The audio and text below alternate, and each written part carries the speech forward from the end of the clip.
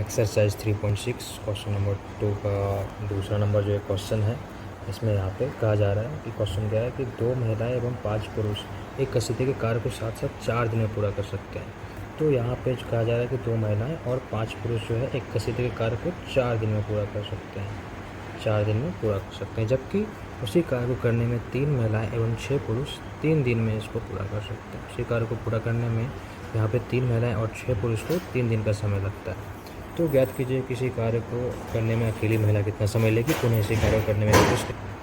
तो इसका सलूशन अगर हम लोग देखें तो यहाँ पे क्या है कि यहाँ पे समझना है हम लोग को सबसे पहले। तो यहाँ पर जो पूछा जा रहा है सबसे पहले उसको मान लेंगे। तो यहाँ पे क्या होगा, माना कि एक अकेली महिला, माना कि एक अकेली महिला द्वारा कार्य करने में लगा समय ये 3, ठीक है। तो माना कि एक अकेली महिला द्वारा कार्य करने में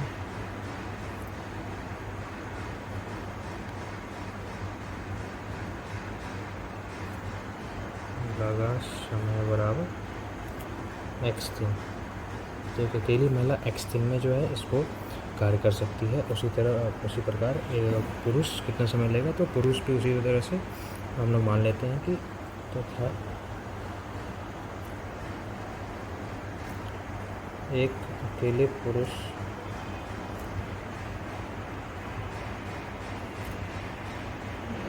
द्वारा कार्य को पूरा करने में लगा समय, या कार्य यहाँ पर हम लोग कर सकते हैं कार्य को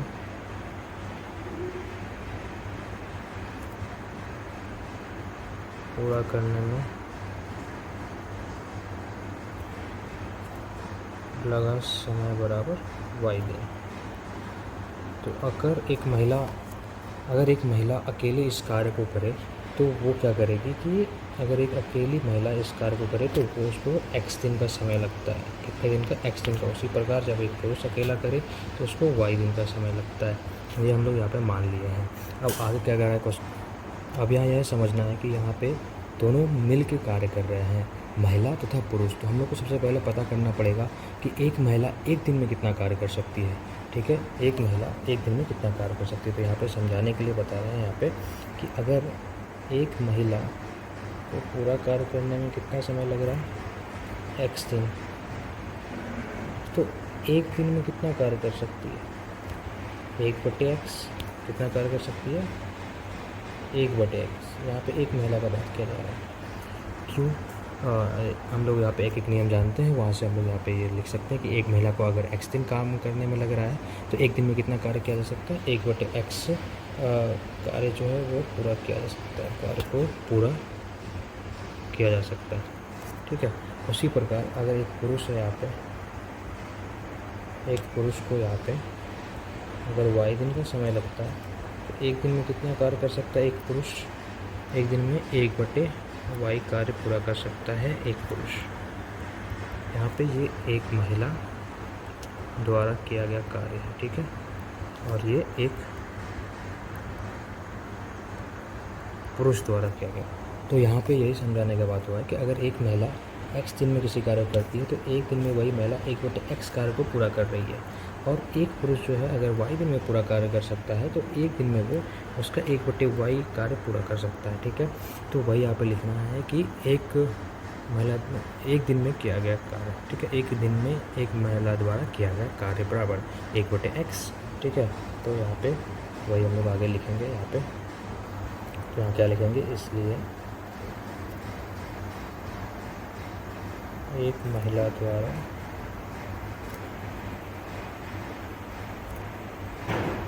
एक दिन में किया गया कार्य बराबर 1/x। उसी तरह एक पुरुष द्वारा एक दिन में किया गया कार्य बराबर 1/y। और ये दोनों मिल के जब यहाँ पे काम किया जा रहा है तो यहाँ पे क्वेश्चन में ऐसा बताया गया कि 2 महिलाएं एवं 5 पुरुष कसीदे के साथ साथ कार्य 4 दिन में पूरा कर सकती है। तो अगर वो लोग 4 दिन में पूरा कर रहे हैं तो एक दिन में कितना कार्य हो रहा है पूरा? एक दिन में उसका 1/4 भाग पूरा हो रहा है। कितना भाग पूरा हो रहा है? 1/4। अगर किसी काम को पूरा करने में 4 दिन का समय लग रहा है तो एक दिन में कितना काम पूरा हुआ? उसका 1/4 भाग पूरा हो गया।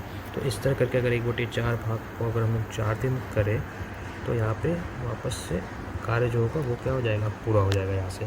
तो इसीलिए अगर किसी कार्य को पूरा करने में 4 दिन का समय लग रहा है तो एक दिन में कितना कार्य हो रहा है? तो एक दिन में किया गया कार्य बराबर एक दिन में किया गया कार्य बराबर क्या हो जाएगा?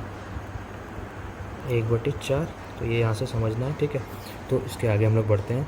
तो इसलिए एक महिला, तो यहाँ पे अब क्या बताया जा रहा है प्रश्न से देखते हैं हम लोग, ठीक है। यहाँ पे प्रश्न से यहाँ पे क्या कहा जा रहा है कि 2 महिला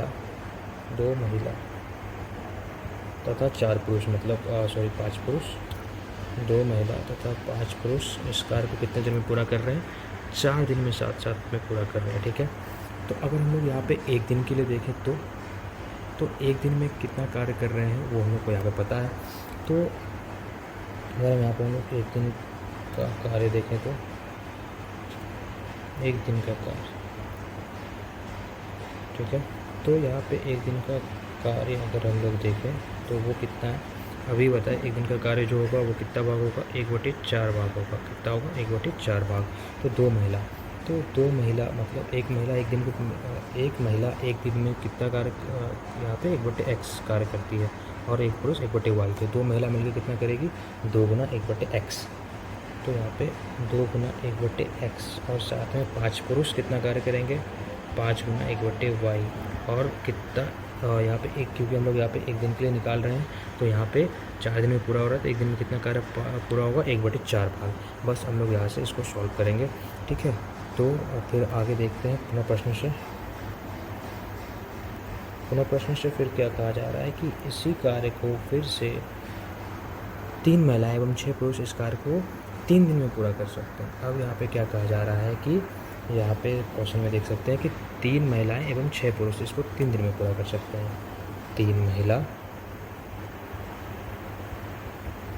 और 6 पुरुष इसको 3 दिन में पूरा कर सकते हैं। तो फिर से अगर हम लोग एक दिन में यहाँ पे क्या कार्य देखें तो एक दिन का कार्य अगर देखें तो कितना हो जाएगा?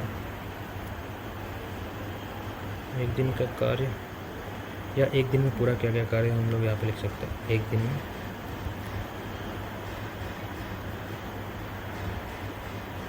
दिन में पूरा किया गया कार्य तो कितना होगा? यहाँ पे पता चली गया होगा 1/3 भाग। अगर 3 दिन में किसी कार्य को पूरा किया जा रहा है तो एक दिन में उसका कितना भाग पूरा होगा? 1/3 भाग पूरा होगा, ठीक है। और यहाँ पे 3 महिला तथा 6 पुरुष एक दिन में कार्य कर रहे हैं। तो अगर यहाँ पे फिर से हम लोग देखें तो एक दिन में कितना कार्य हो रहा है? यहाँ पे 1/x और महिला के द्वारा और पुरुष के द्वारा 1/y। तो 3 महिला है तो यहाँ पे क्या हो जाएगा? 3 गुना 1/x और यहाँ पे 6 पुरुष है तो 6 गुना 1/y बराबर कितने दिन में पूरा कर रहे हैं? तो एक दिन में कितना कार्य पूरा कर रहे हैं? तो 1/3 भाग यहाँ पे पूरा कर रहे हैं, ठीक है। तो यहाँ से ये हो गया हम लोग का समीकरण 1 तथा समीकरण 2। अब हम लोग यहाँ पे देख सकते हैं कि x और y जो है दोनों चर हमारा जो है बट्टे के नीचे है। तो यहाँ पे हम लोग को एक नया मानना पड़ेगा, तो वो हम लोग अब आगे करें। तो यहाँ से माना कि 1/x बराबर a तथा 1/y बराबर b, ठीक है। यहाँ से ये हो गया। तो हम लोग का जो समीकरण होगा वो यहाँ पर चेंज हो जाएगा। क्या हो जाएगा? चेंज हो जाएगा। इसको हम लोग को समीकरण 3 मानना है और इसको समीकरण 4, क्योंकि लास्ट में हम लोग को x और y का मान निकालना है। तो यहाँ से a और b, तो यहाँ से क्या हो जाएगा? अगर हम लोग देखें तो जो हमारा समीकरण 1 है तो समीकरण 1 तथा समीकरण 2 से अगर हम लोग देखें यहाँ पे तो क्या हो जाएगा? समीकरण 1 तथा 2 से, तो ये अब समीकरण 1 हम लोग का क्या था यहाँ पे? तो समीकरण 1 जैसा कि हम लोग यहाँ पे देख सकते हैं कि 2 गुना 1/x प्लस 5 गुना 1/y बराबर 1/4। तो यहाँ पे ये हम लोग का समीकरण 1, ठीक है। तो यहाँ पे समीकरण 1 ये है तो इसको हम लोग बदलेंगे। तो यहाँ पे समीकरण 1 क्या है? 2 गुना 1/x प्लस 5 गुना 1/y बराबर 1/4। अब यहाँ पे 1/x को हम लोग क्या मान चुके a, और 1/y को क्या माने b, तो उसको यहाँ पे लिख देंगे। तो यहाँ से हो जाएगा 2a प्लस 5b बराबर 1/4। ठीक है, तो ये हम लोग का समीकरण 5वां बन गया। और यहाँ से फिर हम लोग जो हम लोग का दूसरा समीकरण है,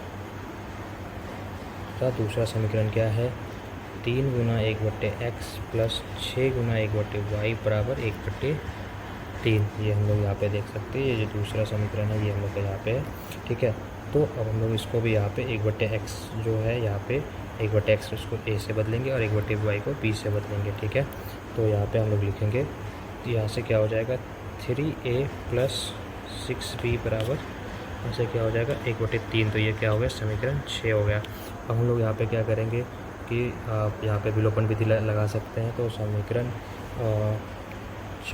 समीकरण 5 को 3 से तथा समीकरण 6 को 2 से गुना करने पे, ठीक है, गुना करके घटाने पर। ठीक है, तो एक ही बार हम लोग यहाँ पे लिख देते हैं। अब यहाँ पे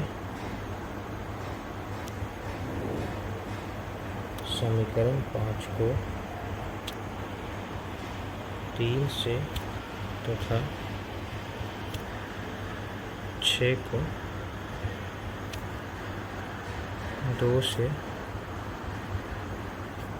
गुना करने पर,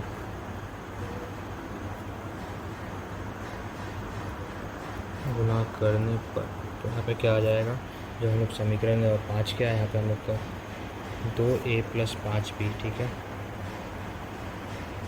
तो यहाँ पे हम लोग अगर इस तरह से करेंगे तो हम लोग का समीकरण बढ़ेगा। तो हम लोग यहाँ पे क्या कर सकते हैं कि यहाँ पे सीधा लिख सकते हैं कि समीकरण 5 को 3 से तथा समीकरण 6 को 2 से गुना करने पर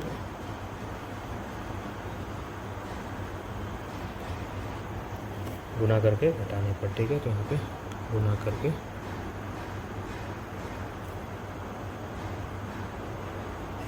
घटाने पर, तो घटाने पे हम लोग को पता है कि चिन्ह यहाँ पे बदल जाता है। अगर हम लोग समीकरण 5 को यहाँ पे जो समीकरण 5 है इसको अगर हम लोग 3 से गुना करें तो यहाँ पे क्या बनेगा, ये 3 गुना 2 6a प्लस 10b बराबर 3/4। 3 से गुना कर रहे हैं तो यहाँ पे क्या बनेगा, यहाँ पे बन जाएगा 6a प्लस, यहाँ पे एक गलती मैंने बताया, यहाँ पे 3 से गुना कर रहा है तो यहाँ पे हो जाएगा 6a प्लस 15b बराबर 3/4। 6a प्लस 15b बराबर 3/4। उसी प्रकार जब हम लोग यहाँ पे गुना करेंगे इसमें समीकरण जब 6 है इसमें हम लोग गुना करेंगे 2 से, तो ये क्या हो जाएगा 6a प्लस 12b बराबर 2/3। ठीक है, ये हो जाएगा। यहाँ से लिख लेते हैं हम लोग, क्या हो जाएगा 6a प्लस 12b बराबर 2/3। हम लोग क्योंकि इसको माइनस कर रहे हैं यहाँ पे, तो यहाँ पे चिन्ह बदलेगा, यहाँ माइनस, यहाँ पे प्लस है तो यहाँ पे माइनस, यहाँ भी प्लस है तो माइनस, प्लस 6a से माइनस 6 से कट गया।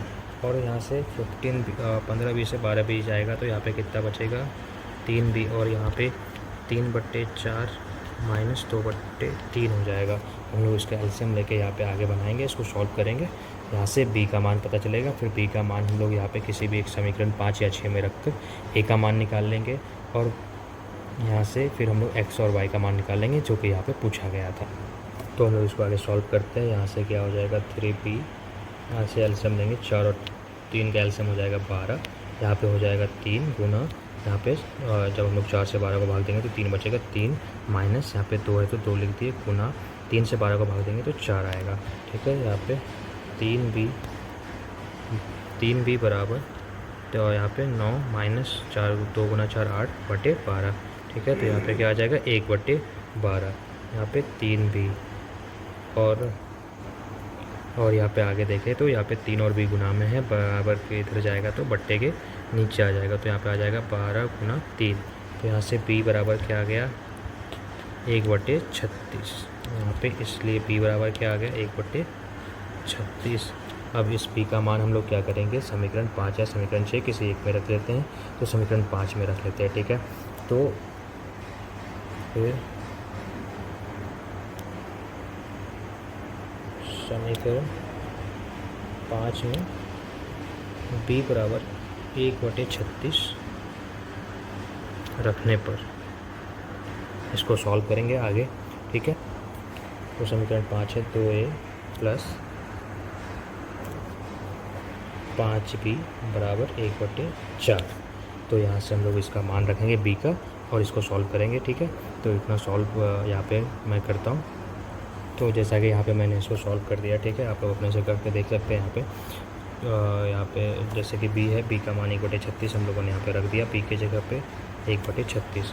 तो उसका इसको यहाँ से सॉल्व किया तो 5 गुना 1 5/36 हो गया यहाँ पे, बराबर 1/4 प्लस 5/36 था, बराबर किधर आया तो माइनस 5/36 हो गया।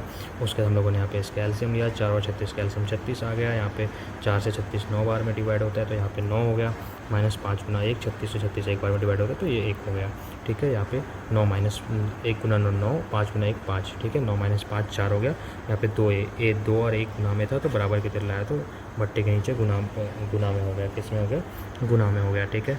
तो यहाँ पे उसके बाद फिर यहाँ पे 4 से 36 को 9 बार में काट दिया तो यहाँ से 9 गुना 2 9 गुना 2 18। तो यहाँ से a का मान जो आ गया वो कितना आ गया 1/18।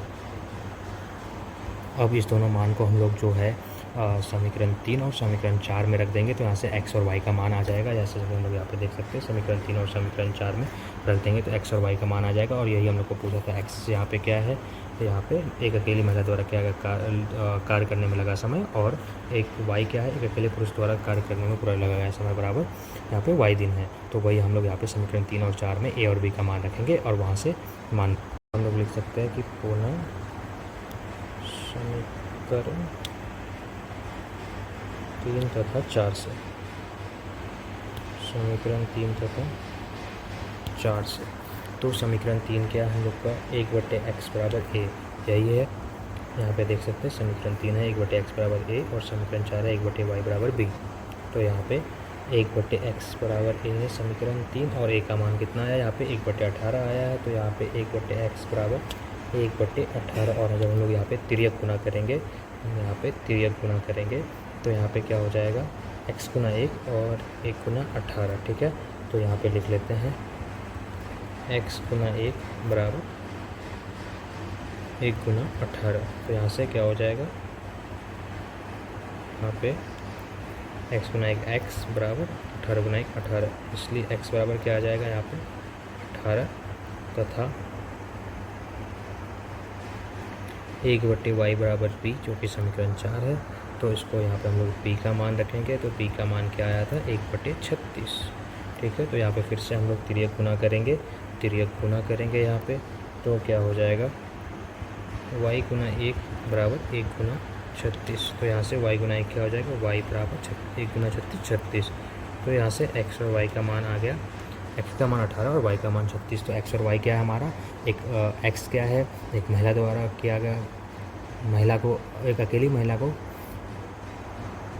अकेली महिला को कार्य को पूरा करने में लगा समय, और y क्या है, एक अकेले पुरुष को कार्य को पूरा करने में लगा समय। तो वही हम लोग यहाँ पे अतः करके अब लिख देंगे, यही इसका आंसर हो जाएगा। तो यहाँ पे हम लोग थोड़ा सा चेंज क्या कर सकते हैं, कार्य को पूरा करने में लगा समय लिख सकते हैं, कार्य को